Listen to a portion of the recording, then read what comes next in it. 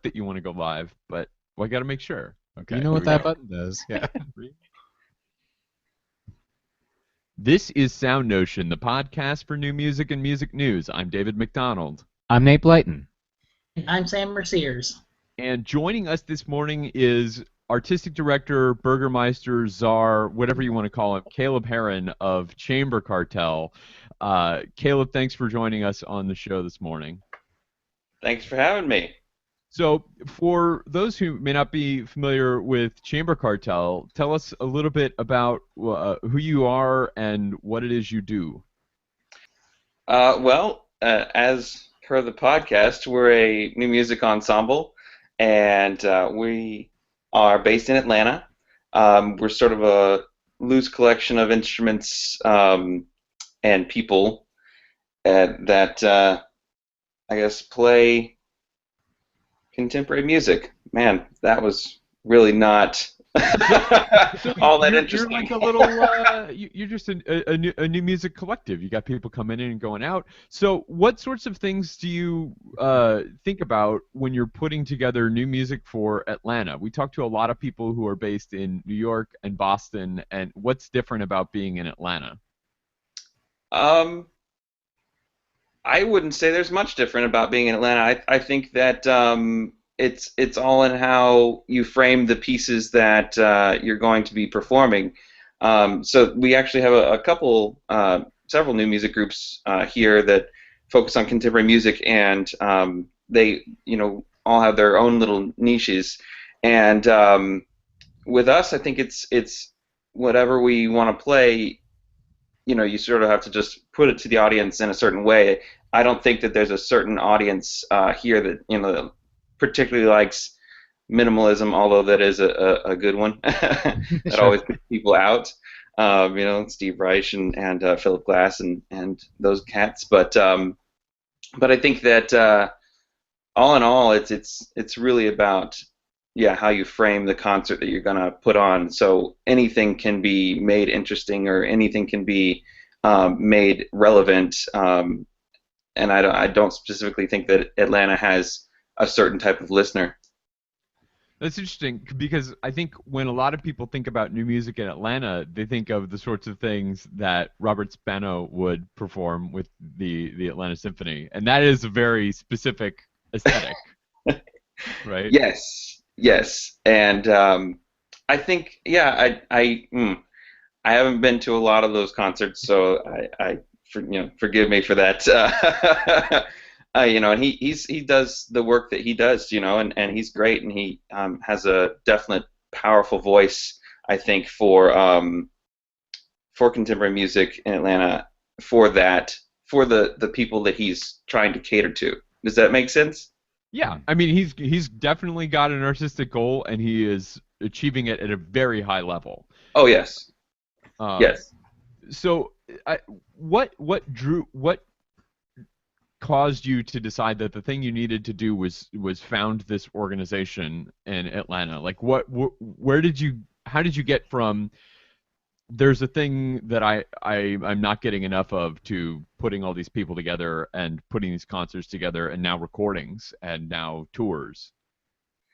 Well, it was it's a long journey. No, it was. I mean, I've told this story a lot, but I like it a lot. So there's an organization in Atlanta called iDrum, and ever since I was in college in the early 2000s, they have been just putting on really experimental stuff, and that's where at least that's probably one of the first times that I saw my teachers, or my older teachers group, Bench Frequency. Saw them there, and just really cool stuff, and they've been a leader in the art scene, or the experimental sort of music scene at least, and the art scene, I'm pretty sure, for the longest time.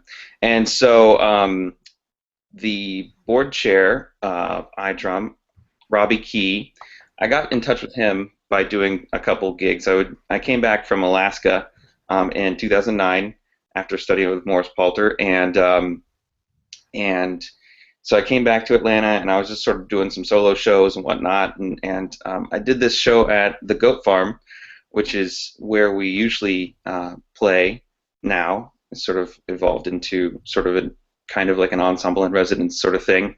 And anyway, so we were after a show, and we were hanging out, and I played Ray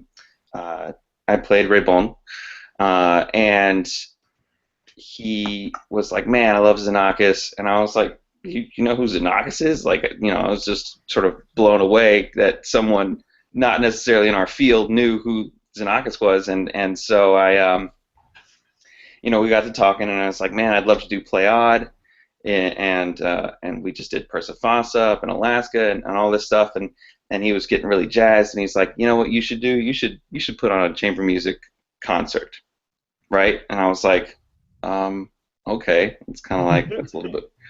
I was like, all right, That sounds pretty ambitious. right. Yeah, like, well, he's like, you should put on a chamber music series, and I was like, oh, okay, all right, this is all right. Sure, I mean, that sounds like a cool thing, and being fresh out of school, chamber music series to me is like 2 concerts a semester, so maybe like 4 concerts over the year, right? And Robbie is a very ambitious guy. He's a very very smart guy, and he definitely knows how to connect things.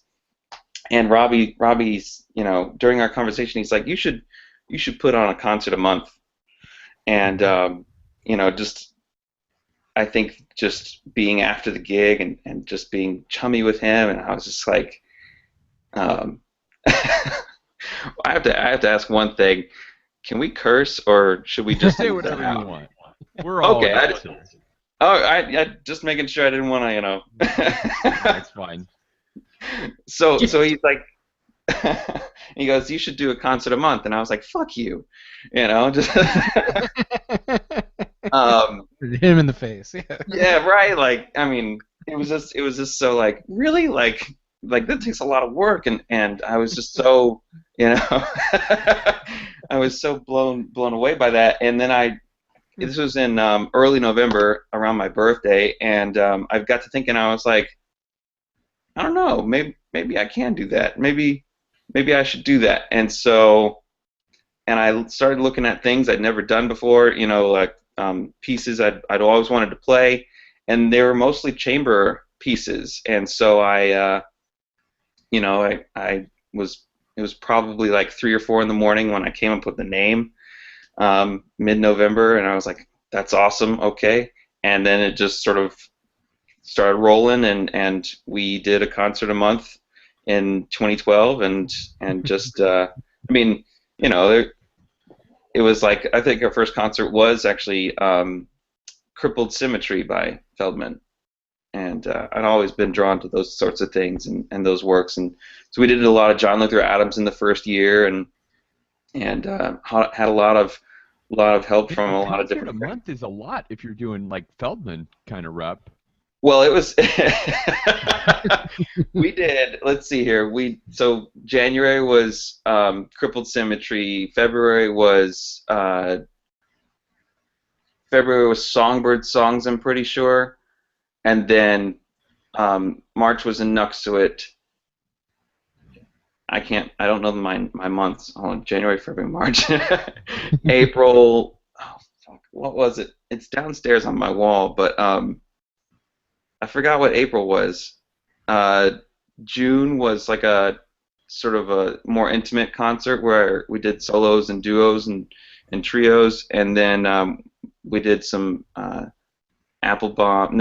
No, we didn't do Applebaum then. Anyway, and then we did Philip Guston, and then we did like a John Cage festival, and then we did a big party, sort of stealing from Dal Niente, like that idea. So it was a really really full year, but it was very rewarding, and we've since sort of scaled back, of course. So yeah, So like I'm curious, like what is the goal of a group like this? Do you have any like kind of overarching mission statement? Sounds dorky, but like you know, Mission statement. you've got such a huge gamut of repertoire that you're talking about. You know, we were talking earlier, and you mentioned Glass and Reich, and then now you're talking about Feldman and Applebaum and Cage. And when I listen to new music ensembles, it's not often, or it's certainly not always the case, that the variety of repertoire is so huge. And I'm wondering what leads you to this, because I would think that if I were an audience member who didn't know Applebaum from Cage, I would maybe develop some kind of expectation and then have that expectation blown away when I showed up and there was Philip Glass. Well, yeah, I don't see that much of a difference per se with, between the two. Obviously, stylistically, of course, yes. But yeah, I don't. When I'm programming a concert, I think more of what fits together, sort of in these different like they're like puzzle pieces that sort of like click together. And so yeah, I don't think I would program Cage and Reich on the same concert or something like that. I don't know. Maybe I would if there were percussion concerts. There has to be that thread that sort of connects, and those things aren't sort of mutually exclusive to each composer. So I guess what my overarching sort of mission, goal,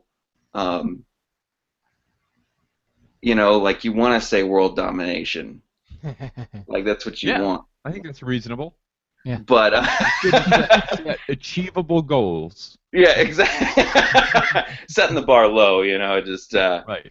No, but I guess for Atlanta, I mean, I just want people to really see like the whole, like the beauty of this world that we live in, that sort of contemporary classical music, or alt classical, or whatever you guys want to call it. You guys call it new music, or just contemporary classical music, or? I think we usually call it new music, but we nobody knows, as you know. Yeah. If we resort to saying alt classical, we say it and then make fun of ourselves and whoever else says it. Right. Well, you can only have it be alt classical if you have like acid wash jeans, right? And jean jackets and whatnot. I think that genre is all Nico Muhly. I think he's the only real alt classical. Or at least the original alt classical, anyway. Yeah. Nice. So I mean, wait, I already said that. I'm like an ADD child. I'm like all over the place. That's all right. So, I think that's maybe a good thing. It means yes. You're very curious. I am. Go ahead. No. I was just saying I am. So, who is the audience that you're aiming for this kind of thing? Are you there? There are a lot of chamber music series that are aimed at like the arts crowd, and there are chamber series that are aimed at kind of the pop crowd, and a lot of it depends on venue. When you're putting a series together, who is your audience for these shows, and what is their reaction? My audience, at least the people that I think are going to be there, are people that are interested in exploring, sort of sound worlds and exploring different things. People that are hungry for new sounds. People that have been listening to the same old stuff for a while, and they hear about us and they say, "Oh, what's this?" Or people that are willing to take a chance. That apparently we had this couple come to our last concert in November. That they had never seen contemporary music before, and Amy played a couple pieces on toy piano, and they were just blown away. And you never know what's going to trigger someone's, you never know what's going to trigger someone's appreciation. And so we kind of have to keep an open mind. I don't say, we're going to market this concert to 20-year-olds or to the over 50 crowd. I think that each piece has its own thing to say, and I think that each concert that we put on has its own sort of, I hope, sort of nugget of truth in it that people can latch onto, because that's what people want. They want to see something that's real. They want to see something that's worth it. Um, and I totally lost my thought process. How do you make it worth it for people? Yeah. It has to be good music. I mean, it has to be, and if it's not readily apparent, you have to. I mean, you kind of have to tell people why it's relevant or why it's good, or and that's not a bad thing, because we have done away with arts education, and so no one knows how to. I mean, we intrinsically know how to feel things, but they feel like it's something, it's like farther away than they can grasp. But if you bring it to them and you say, hey, this is cool because of these things, then they have that in, they need to experience the work, or even just even the background of the piece, or if it's whatever. So yeah, there's a bunch of different ways to make it worth something for someone. And I think what I try and tell myself is I try not to make up anybody's mind before coming to the concert, which I think a lot of people do. They say, "Oh, people won't like this piece," or "People won't, they won't do this, or they won't do that," and you don't know. You actually have no idea what people will do, or why people want to be there. So Yeah, I think a lot of times we sell audiences short. yes. We just assume that they're dumb and won't care about anything that's challenging or interesting. And I think it's great that you're presenting this pretty heavy rep. You're talking about Xenakis, and before the show you were talking about putting together this 5-hour Feldman experience, and that's really great rep that doesn't get performed very much because A, it's super hard, and B, we assume that people are going to just tune out as soon as they hear something that's a little weird. And I love that you're presenting this stuff in a friendly way, and that's I think a real key, is that when we hear angry, angular, whatever, challenging music, we assume that it is presented by, or maybe not people on this panel, but average people might assume that it is presented by these angular, standoffish people, and that couldn't be further from the truth in your case. So it sounds like you talk to the audience before these performances based on what you just said. What are the sorts of things that you tell them? How do you, if you're presenting, so you presented the Xenakis Pleiades this season. What do you tell an audience about Pleiades? Well, that one we had a bunch of help. We were featured in the AJC, which is Atlanta's largest newspaper, and then we were also featured on WABE, which is Atlanta's NPR station. So that kind of got the ball rolling. I didn't have to say much at the beginning because people kind of knew what they were getting into, So, but if it's a typical concert, I don't generally say much about the pieces at the concert. Actually, what I usually do, and what I try to do, it got away from me last year, but or this past year. But what I try and do is I try and put together a podcast and about the things that we do, and sort of different ways to listen to the things, and that's aimed toward general population, to help people get into alt classical, or I mean, actually, I would say it like this: alt classical, or that wasn't really cool at all. Contemporary art music. Contemporary art music. Very nice, very nice. But yeah, so I don't. When I talk to the people, I thank them for coming. I try and create an air of lightheartedness, and lightness, because even though these things are serious, like this is serious music. You don't want to, I don't know, put the damper on the evening per se, like so yeah, I try and tell some jokes. Sometimes I fail pretty hard. We did a Crumb concert, and oh man, it was bad. I was just striking out. I was, and these weren't like I didn't try my material before. These are usually just on the fly. You got to work it out at the improv first before Yeah. you. That's what I learned at that concert.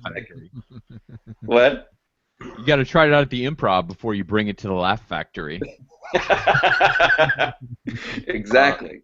I think there's always a danger, though, and it's interesting that you prepare a bunch of stuff beforehand, like a podcast or other media, like radio interviews or whatever. Yeah. Because I'm always afraid when we talk too much before we start playing that we turn this thing into a bizarre academic exercise in a bar, that we're like, giving an continuing undergraduate education lecture. a continuing education music appreciation class. Right, and that's not what we're doing, right? We're presenting some music, and I think it's interesting that you do it that way. Are you ever concerned about turning your concert into a music appreciation lecture? No, I'm not. No, I feel like we, Could just be mind neuroses. No, I understand. Obviously we don't want to talk too much about things. I'm not gonna give a whole synopsis of a person's life and tell people that there's a test at the end. But and Z relations. You got to talk about the Z relations. Yeah. Z relations? What is that? That's exactly. Yeah. It's an Alan Fort thing. Post-tonal music analysis stuff. Gotcha. Spectral stuff. Mm-hmm.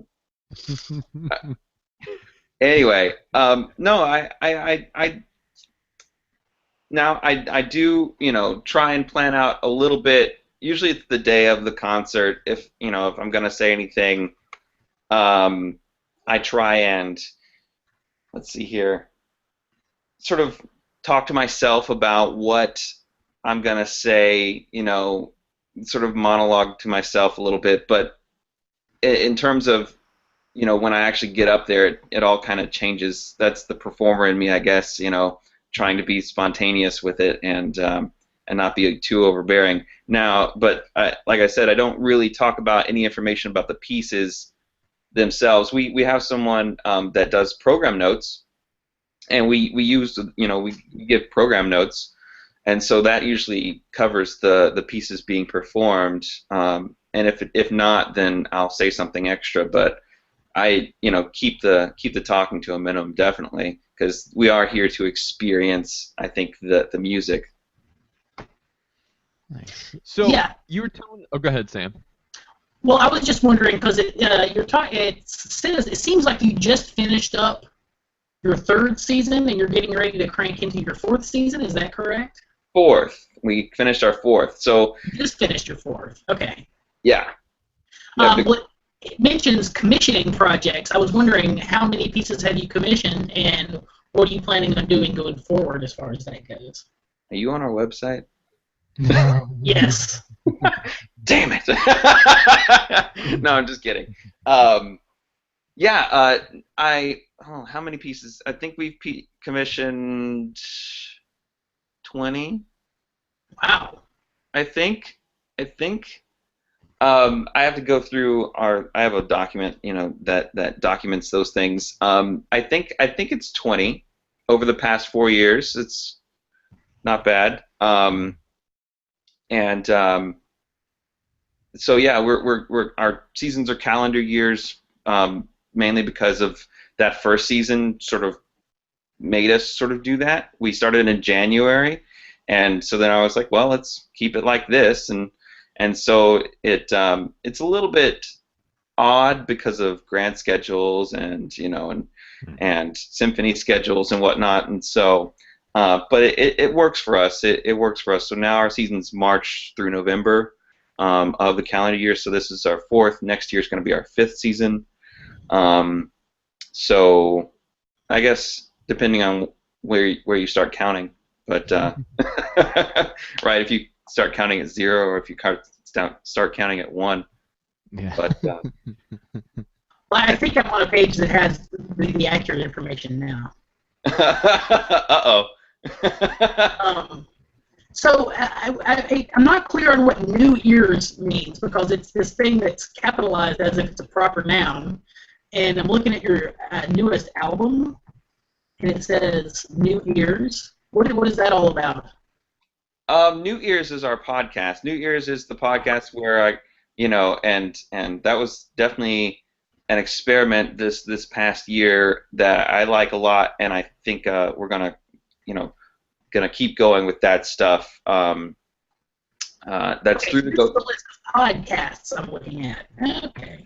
Yes. The newest album that we had 2 albums released last year. I mean, self-released, but still.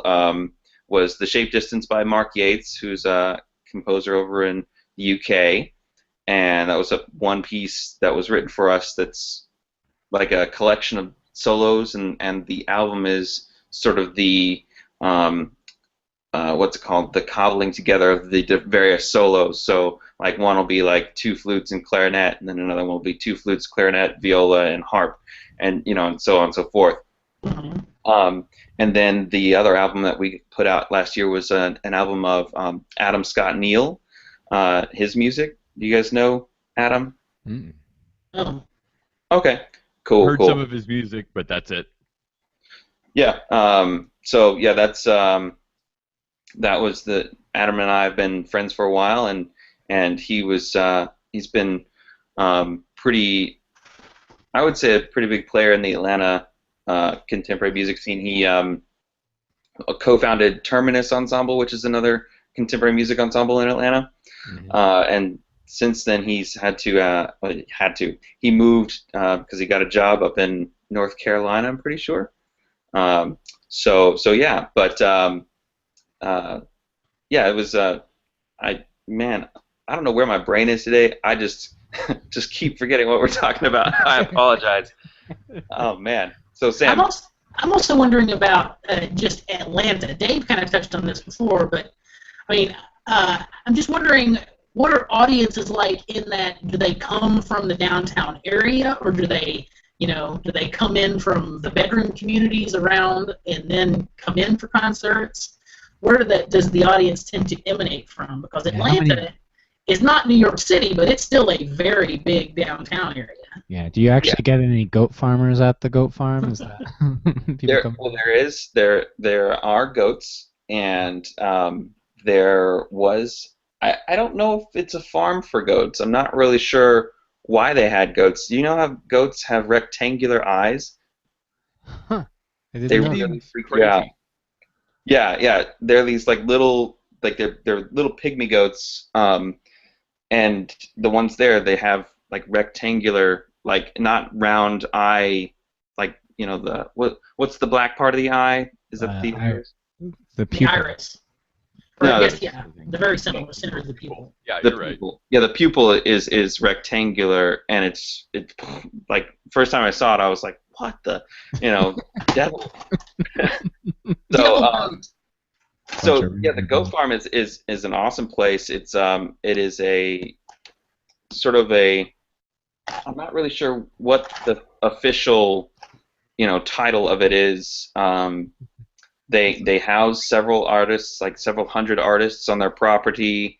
They present shows, all sort of wide-ranging. They present theater, they present dance, they present contemporary classical music like us, art shows. Like they just do it all. They're awesome. As far as audiences in Atlanta, it's a weird sort of mix of people. I think most of the people that we get are people that come from downtown, because a lot of people, and this hopefully is changing, but the surrounding suburbs, a lot of people, the general consensus feels like people don't want to come down to Atlanta because it's dangerous or unsafe, or maybe they just don't want to deal with the traffic because the traffic can be pretty bad. Um, and there's not much of a rail system. MARTA, awesome. Well, it's the only southern city that has anything to speak of as far as a rail system goes. Yeah, I mean, so have you guys been to Atlanta before? I have. Only pass through myself. Okay. So, why were you here, Sam? What were? I was at it. Well, I mean, I've been there for the symphony on a bunch of occasions, and the time I spent the most time gallivanting around downtown was for an impressionist exhibition years ago. Oh, cool. All right. So yeah, it's man, like, because I'm from here. I grew up in Duluth, which is a suburb like 30 minutes north of the city, and I tell people I'm from Atlanta, of course, just because it's the largest city. No one's going to be like, oh, Duluth, Minnesota, like. Yeah. Oh, Well, I'm originally from Chattanooga, so Got Atlanta's let's load in the car and go to Atlanta because that's where the cool stuff is. Totally. But yeah, so it's like it's a very for me, like, being here, it feels like a very disjunct city. Meaning, like, it feels very separated, and it's like you have to have a car, of course, because the transportation is kind of like non-existent. The public transportation, and but even then, even if we had, so we've got some diehard fans with the cartel, and that's great. But sometimes I think that people, like, when it's raining, nah, people don't come out. It's just a fact of like Atlantans driving in the rain. It's not something they want to do. Water falls from the sky, and they don't want to, chance angering the gods anymore. So at least that's my comical take on it. But yeah, so an audience from Atlanta looks very eclectic. You get a bunch of you get some of the younger people, like some students from universities around. You get some middle-aged. I say middle-aged. Like sort of in their 30s, people just looking to check out some interesting things at night. We're often whoever in the AJC likes us, because I love that they put our concert listing in the paper. It's really nice of them. And our people that do publicity for us are really, really great. Daisha at Bang Arts, and Michaeline Gorney helps us out too. But yeah, like, we get a wide range of people and sort of backgrounds. It seems like a lot of people in Atlanta are just sort of, like I said, really hungry for interesting experiences and new sounds and things like that, and that's what I think draws them out. Nice. I was going to ask earlier. Go ahead, Nate. So you've sorry, we have these traffic jams sometimes.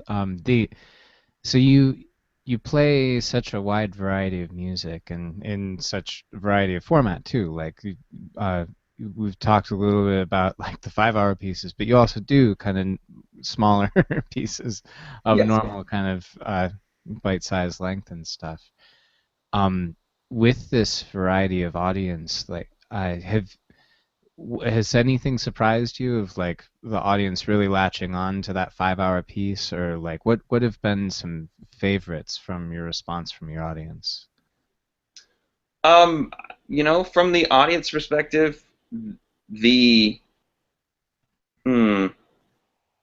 I would say before November, because November was this past November, we did another sort of party, end of the year sort of party, stealing it once again from Dal Niente, which is a great format for a concert, and that's why I had to steal it. And there were a bunch of audience favorites. That was if you guys don't know the party, it's billed as like a soiree / concert / hangout / all these other different things. And so what happens is you have like 20 or 30 minutes of music, and then sort of socializing, and then 20, 30 minutes of music. So it's like these mini concerts that go throughout sort of a social event that sort of lighten up the mood and makes it a little bit more accessible to people that maybe don't like the traditional concert format. But so there were a Like lot a of rock set. yeah, Yeah, like a set. yeah, pretty much. Exactly. Yeah, these little mini sets throughout the evening. And but so before that, strikingly enough, we did this piece, or we did this concert back in June of 2013, or was it 14? I'm not really sure. No, it was 14 because yeah, we couldn't have done that in our second year. Anyway, so we did this. We did two pieces with Stephanie Aston, a soprano out of LA right now. And so the two pieces were Jason Eckart's Tongues. Do you guys know Jason Eckart's music? No, I New don't. complexity, very, sort of it in a layman's term, it would be atonal, very Weird. yeah, weird. And it's 30 minutes and it's crazy. It's nuts, bonkers. Love it. And then we did a piece by Hans Tamala, who is, I guess I think he labeled himself as sort of like a new conceptualist sort of label, which I'm not really sure what that means. I apologize, Hans. But so his piece was soprano and like 16 other instruments, and it's very, very awesome. Had like a video projection. I had one of the largest percussion setups I've played on in a while, with like just all this stuff, and both of them were super, super out, right? Just super out there. Probably, if you played that at a concert hall at a university, you probably would have gotten a mixed review. But these people in June in Atlanta, in like 80, actually no, it had to be above 90-degree heat, loved it. They loved it. But after both pieces, standing ovation like you wouldn't believe. Like it was ridiculous. I didn't, and that's when I realized that I can't, I can't think, oh, this is what people are gonna like, because you never know. And so that was an audience favorite. Another audience favorite was when we did the 24-hour Vexations. So we did Vexations over 24 hours, and we had several people stay the whole 24 hours.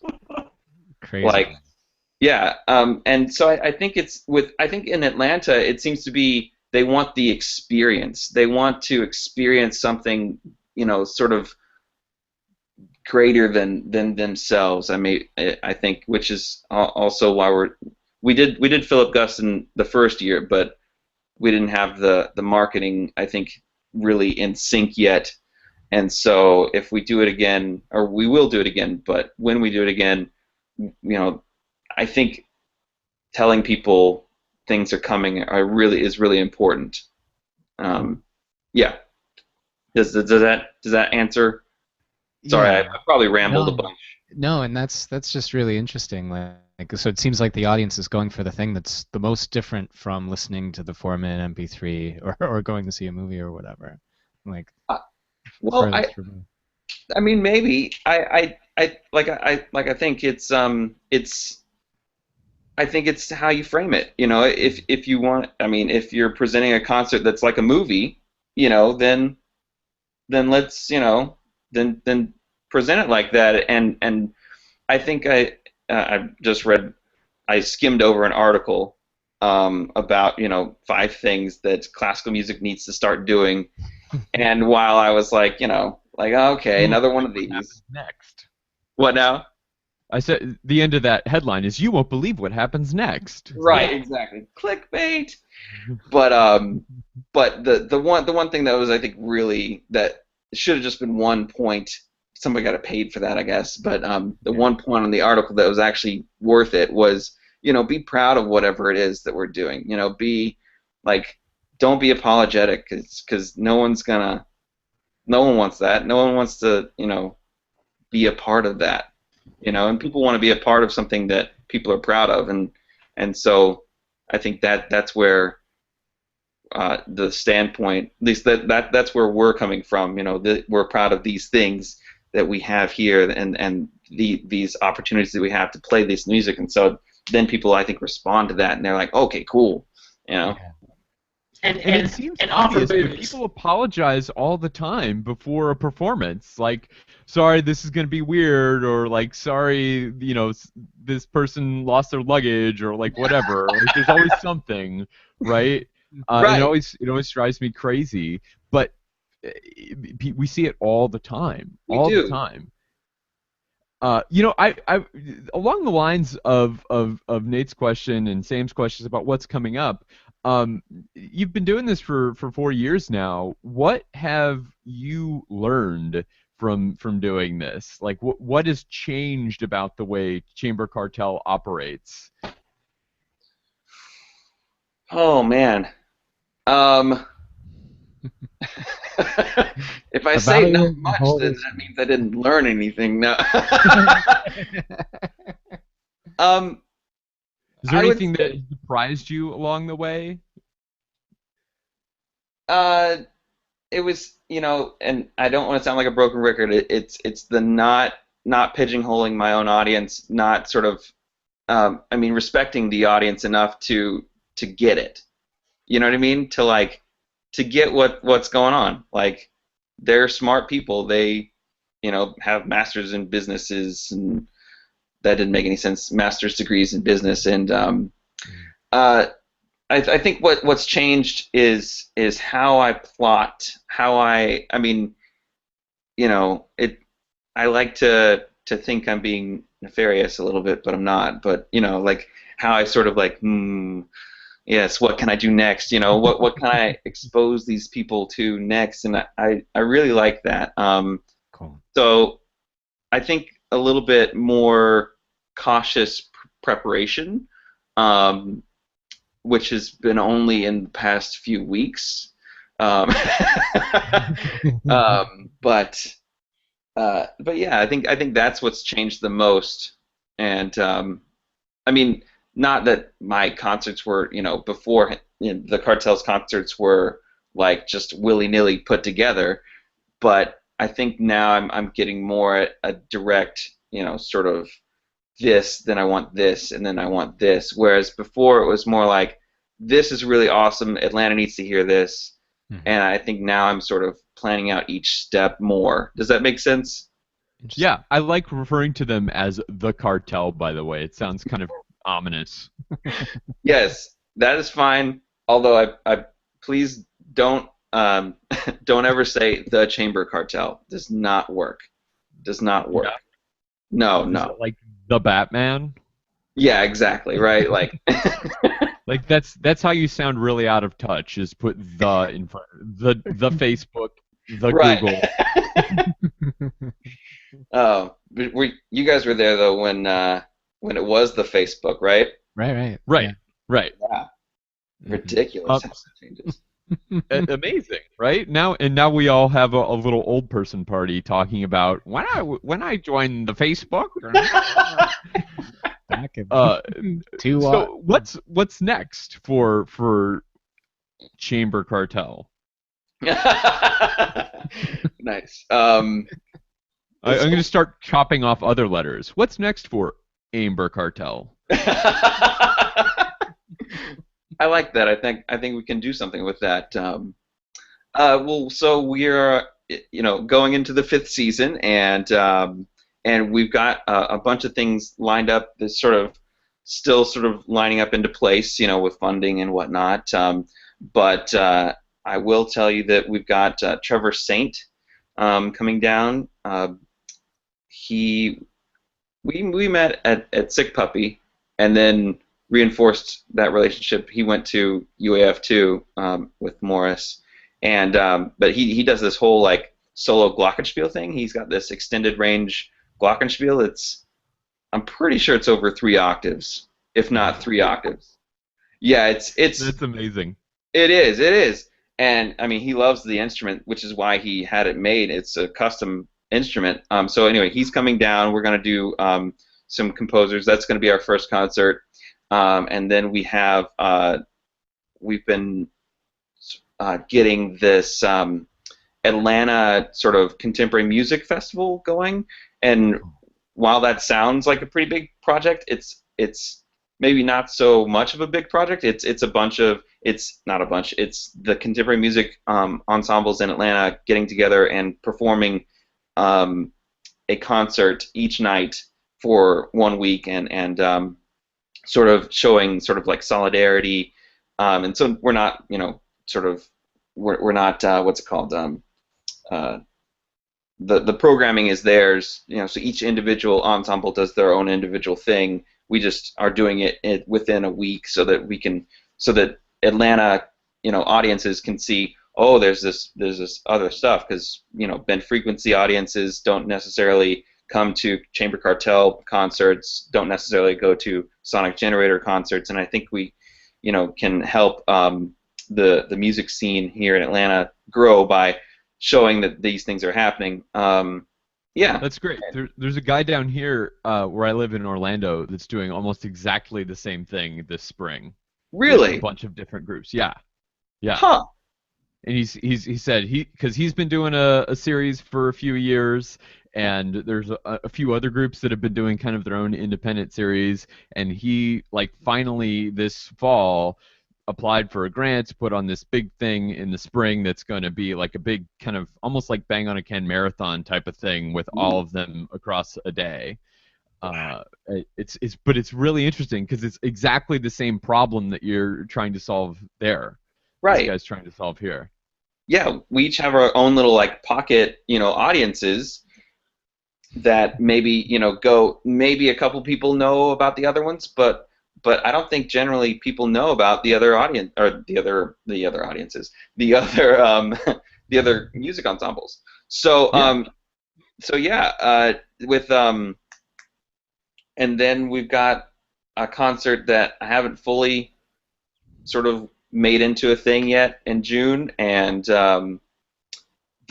we have Margot Rude coming in to sing with us next year, as well as our big concert is going to be In Vain by Haas. So George Friedrich Haas, excuse me. But we're really, really excited about that one. So Awesome. That's great. I love hearing about those really ambitious projects, those really large scale chamber works, which is kind of an oxymoron, but those evening length giant works that never get performed because they take so much time and so much preparation and yeah, so much investment from the audience and so much investment from the venue and the presenter, and it's just such an ordeal, but because of that, it's totally worth it. At right, the end, when you get to hear this giant event presented by 8 people on stage. right, yeah. Well, yeah, this In Vain is going to be quite the thing. It deals with lighting. So at one point it goes to all black, so the musicians have to memorize their parts for that length of time, and I think it's 24 musicians. And plus conductor. We're lucky to have Michael Lewansky come down from Del Niente to perform with us, conduct with us, Yeah. and but yeah, so that one's just I can't wait. Well, that sounds great. Um, so before we move into a couple of headlines really quick, where should people go if they want to hear more about what you have going on? Well, they can always go to chambercartel.com, which I need to really update, as I think Sam noticed. Um, we're on Twitter at Chamber Cartel. No space or no underscore. We're on Facebook, /Facebook/Chamber Cartel. We have a SoundCloud, and that we're going to be updating that very soon. So if you just want to hear what we have to play, you can do that. And then New Ears will be up probably next year, but that's where the podcast is. There are some podcast links on the SoundCloud, and then we also have an Instagram. So I believe it's Chamber Cartel, of course. Awesome. Well, people should definitely check out those things. We'll have links to those in our show notes, and you should also check out the recording and listen to the stuff they've done because it sounds great. So we'll have links to all of those things in the notes. We just have a few news-related things to talk about briefly here at the end of the show. First of all, as you may be aware, the Grammy nominations were unveiled this past week, and there's been a lot of conversation about them, and there's a lot of things that we could say about them, and I'm not going to read this giant list of nominees to you, but I think for me, anyway, one of the most interesting things is that Best Contemporary Classical Composition includes both last year's Pulitzer Prize-winning work Anthracite Fields by Julia Wolfe and also last year's kind of critical acclaim monster work Play by Andrew Norman, which was who was it that they called it the most important orchestral work of the 21st century so far, or something like that. Yes, oh my. And who called it that? Oh, I don't remember. It's never mind. I'll get it wrong. But it's a very cool work, and I kind of like it a lot better than Anthracite Fields. But it's a really cool work. There's also a lot of great new music in the more general categories, which is always exciting. There's some Stephen Paulus stuff in the Best Classical Compendium category, and then also some really great weird stuff in the classical vocal and notably the chamber category has this great album of toy piano, and electronics music, which is super cool. If you've not listened to this record, I strongly recommend it. And also, of course, Render, the new record from Roomful of Teeth. So there's a lot of really good new music stuff here in the nominations, and I don't think they're ever going to be on TV, but we'll read about them in the internet newspapers coming up to that. So that's pretty cool. Is there anything in these, you guys that have taken a moment to check them out? Is there anything that jumps out to you? Oh, also Eighth Blackbird's on the list, and they're killing it. If you haven't heard Filament, the Eighth Blackbird record Filament is pretty rocking. Mm-hmm. Anything jump out to you guys? No? Okay. Talking to them? You talking Anybody. Anybody. Unfortunately, I'm horrible at keeping up with music news, so So are we. That's why we do this podcast. That's awesome. That's great. Yeah. Another in other sadder news, we say goodbye to composer John Eaton, who was a wonderful composer, taught for many years at the University of Chicago, did some really interesting work in electronics with Bob Moog, and just passed away yesterday as we're recording this at age 80. So we wish happy trails to John Eaton. Check out some of his great stuff. He's one of these guys that